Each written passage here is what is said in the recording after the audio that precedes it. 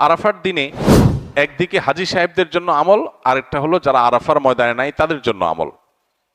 যারা হাজী সাহেবরা আরাফার ময়দানে অবস্থান করছেন তাদের জন্য ওই দিনের সবচেয়ে শ্রেষ্ঠ আমল হলো লা ইলাহা ইল্লাল্লাহু ওয়াহদাহু লা শারীকা লাহু লাহুল মুলকু ওয়া লাহুল হামদ ওয়া হুয়া আলা কুল্লি শাইইন কাদির।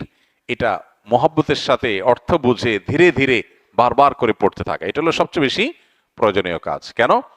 কারণ নবী করিম সাল্লাল্লাহু আলাইহি সাল্লাম বলেছেন যে খায়রুদ দুআ দুআউ ইয়াউমি আরাফা, আরাফাত দিনের দোয়া হলো শ্রেষ্ঠ দোয়া। ওয়া খায়রু মা কুলতু আনা ওয়ান নাবিয়্যুনা মিন ক্বাবলি, নবীজি বলেছেন আমি আর আমার পূর্বের যত নবী রাসূল এসেছেন সবাই যত দোয়া আল্লাহর কাছে করেছে এর মধ্যে সবচেয়ে উত্তম হলো এটা, লা ইলাহা ইল্লাল্লাহু ওয়াহদাহু লা শারীকা লাহু লাহুল মুলকু ওয়া লাহুল হামদু ওয়া হুয়া আলা কুল্লি শাইইন কাদির। আল্লাহ ছাড়া সত্যিকারের কোনো মাবুদ নাই।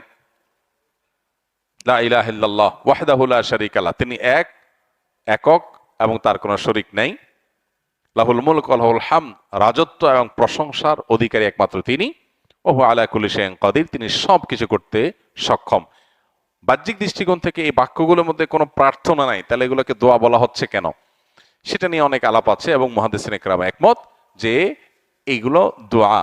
এখানে আল্লাহ রাব্বুল আলামিনের কাছে পরোক্ষভাবে নিজের চাওয়াকে পেশ করা হচ্ছে, আল্লাহর শক্তিমত্তার কথা জাহির করে আল্লাহর কাছে নিজের সবকিছুই নিবেদন করা হচ্ছে পরোক্ষভাবে, এটাও দোয়াই।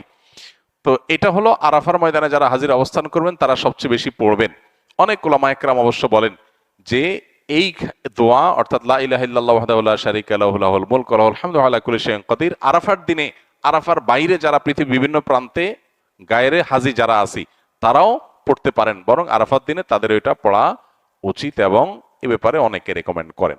তাহলে একটা কারণে পেলাম লা ইলাহা ইল্লাল্লাহু ওয়াহদাহু লা শারীকা লাহু এটা পড়া, এবং আরাফাতের দোয়াকে সবচেয়ে শ্রেষ্ঠ দোয়া বলা হয়েছে। এই জন্য হাজী সাহেবরা বিশেষ করে যারা সেখানে অবস্থান করছেন ওই দিন একেবারে সূর্য ডুবা পর্যন্ত, জোহর থেকে নিয়ে সূর্য ডুবা পর্যন্ত পুরো সময়টা দোয়ার ভিতরে ডুবে থাকা, এটা হলো সবচেয়ে বড় কাজ।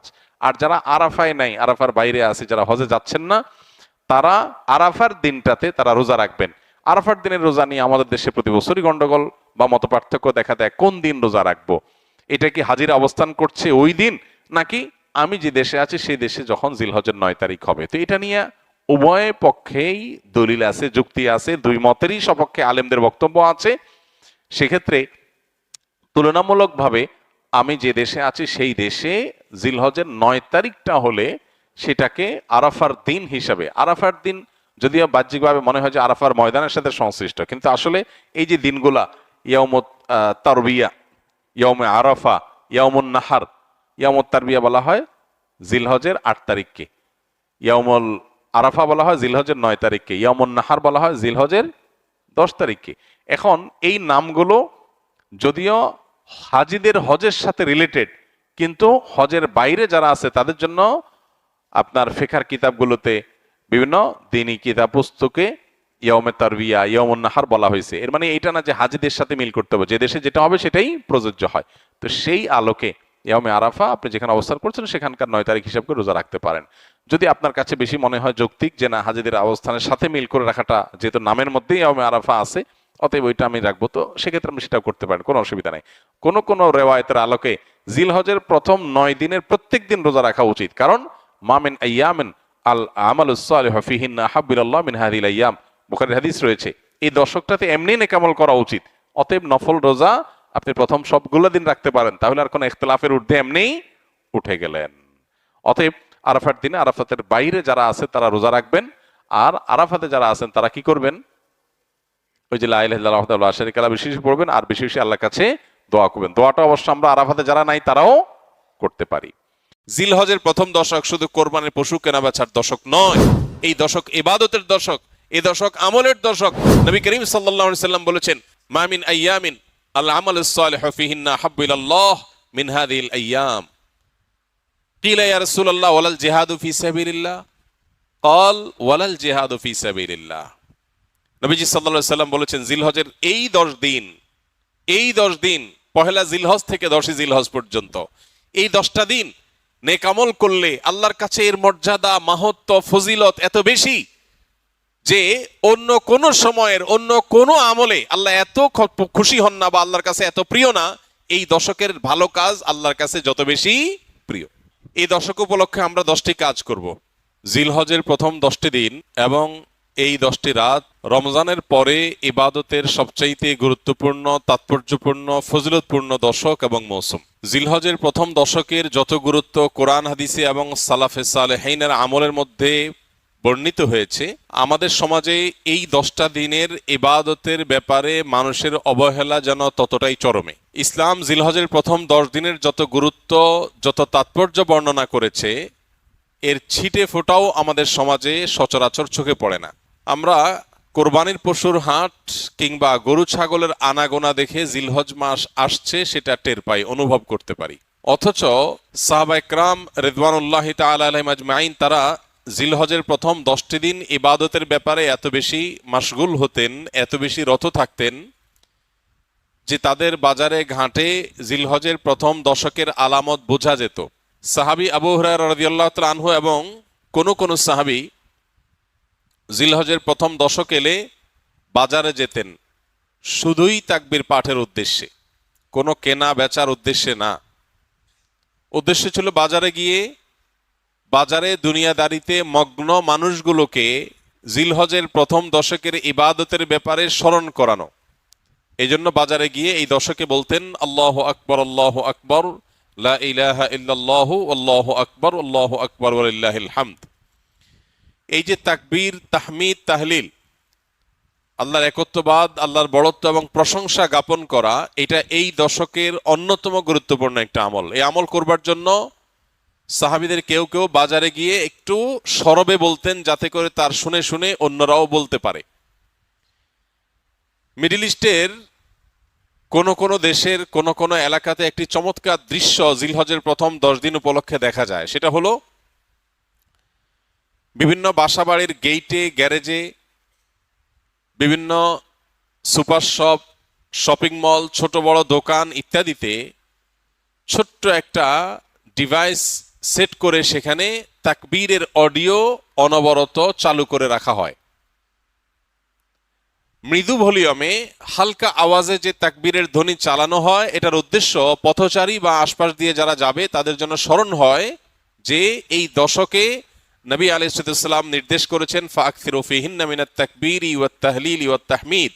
এই দিনগুলো যখন আসবে এবং তাকবীরের তাশরিকের আইয়ামে তাশরিকে যে দিনগুলো আছে সেগুলোতেও আল্লাহর একত্ববাদের বর্ণনা লা ইলাহা ইল্লাল্লাহ বলার মাধ্যমে, আল্লাহর বড়ত্বের বর্ণনা আল্লাহু আকবার বলার মাধ্যমে, আল্লাহর প্রশংসার জ্ঞাপন আলহামদুলিল্লাহ বলার মাধ্যমে বেশি বেশি যেন করি আমরা। নবীজি নির্দেশ করেছেন তোমরা এই দিনগুলোতে বেশি বেশি লা ইলাহা ইল্লাল্লাহ, আল্লাহু আকবার, আলহামদুলিল্লাহ এগুলো পাঠ করবে। এই জন্য ভাইরা আমার, আমাদের কর্তব্য হলো জিলহজের প্রথম দশকের ইবাদত, এর তাৎপর্য, এর আমল, এর গুরুত্ব, এর মাহাত্ম্য এই সম্পর্কে সমাজে জানাশোনা যেন বাড়ে, সচেতনতা যেন বাড়ে। এই হারিয়ে যাওয়া বা অনেকটাই মানুষের আমল থেকে সরে যাওয়া, ছুটে যাওয়া এই বিষয়টাকে যেন পুনরায় জিন্দা করা যায়, এই জন্য আমাদের ভূমিকা রাখা দরকার।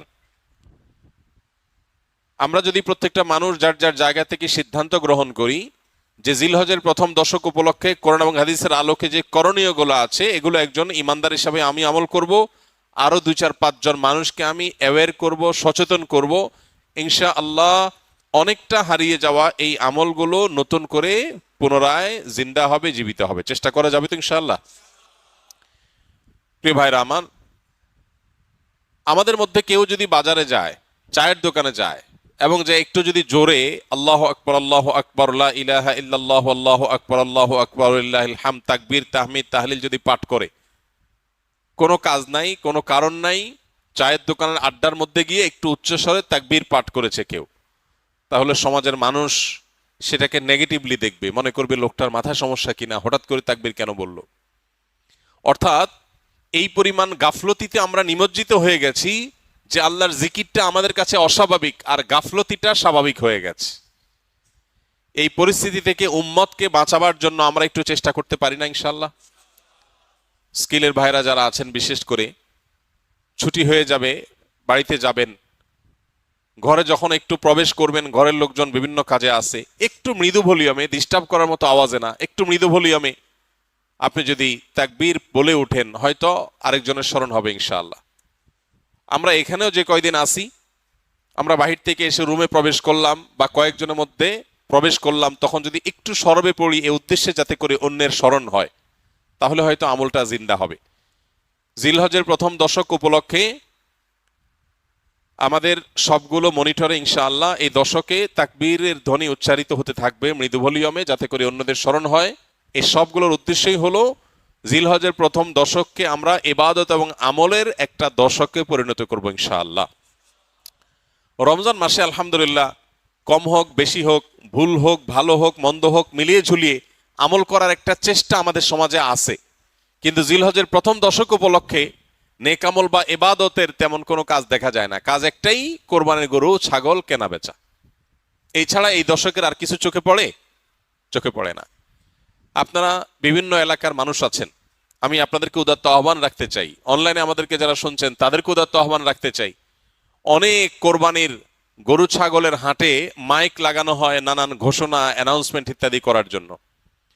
আমি লক্ষ্য করেছি খুবই দুর্ভাগ্যজনকভাবে যে কোরবানির পশু কেনা বেচার হাটের অর্থনৈতিক সুফল বিপুল পরিমাণে, আর্থসামাজিক উপকারিতা অনেক বেশি, এটাকে ঘিরে হাজার হাজার লক্ষ লক্ষ মানুষের জীবিকার ব্যবস্থা হয়। এই দেশ পশু পালনে অনেকটা স্বয়ং সম্পন্ন, পশুর গোশত যতটুকু আমাদের প্রয়োজন হয় তার জন্য স্বয়ং সম্পূর্ণতা অর্জন করেছে শুধু কোরবানির খাতিরে।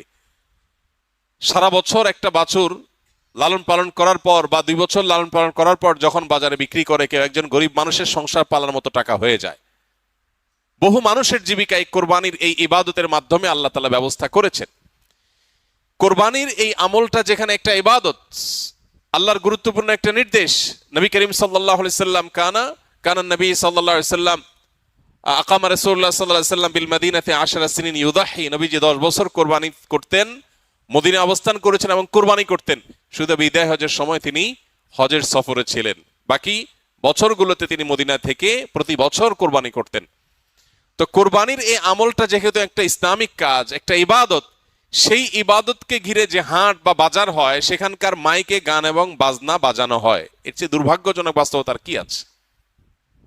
তো আপনাদেরকে আমরা উদাত্ত আহ্বান রাখতে চাই, এইসব মাইকে বিভিন্ন অ্যানাউন্সমেন্ট করতে হয়, বিভিন্ন ঘোষণা দিতে হয়, সেটা দেওয়া হোক। পাশাপাশি বাকি সময়গুলোতে মানুষের অ্যাটেনশন গ্রো করার জন্য গান বাজনা নয়, তাকবীরের ধ্বনি উচ্চারিত হোক। আমরা ইনশাল্লাহ দাওয়াতের নিয়তে, মাস্তানি না, কিসের নিয়তে?